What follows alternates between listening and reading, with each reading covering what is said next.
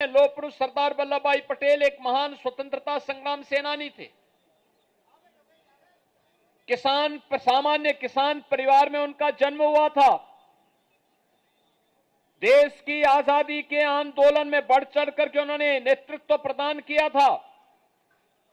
और जब ये देश आजाद होता है तो ब्रिटिशर की जो साजिश थी कि भारत को अनेक टुकड़ों में विभाजित कर दिया जाए, वे केवल 2 टुकड़ों से संतुष्ट नहीं थे, वो अनेक टुकड़ों में भारत को विभाजन करने की साजिश के तहत उस समय की ब्रिटिशर हुकूमत ने कुत्सित प्रयास किया था।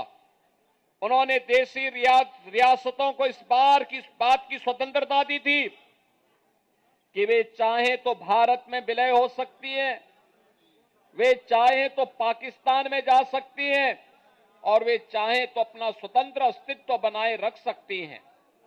याद करिए कि जब हैदराबाद और जूनागढ़ के निजाम और नवाब के द्वारा भारत के अंदर शामिल होने में आनाकानी की जा रही थी, तो उस समय लौह पुरुष सरदार वल्लभ भाई पटेल ने पहले उन्हें समझाने का प्रयास किया। वे अखंड भारत के अंदर ही अपने एक इस्लामिक स्टेट के रूप में अपने आप को स्थापित करना चाहते थे।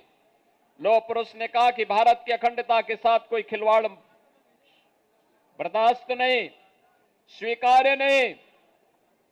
आप मानेंगे, बातों से मानेंगे, अच्छी बात है, नहीं मानेंगे, हमारे पास दूसरे भी तरीके हैं।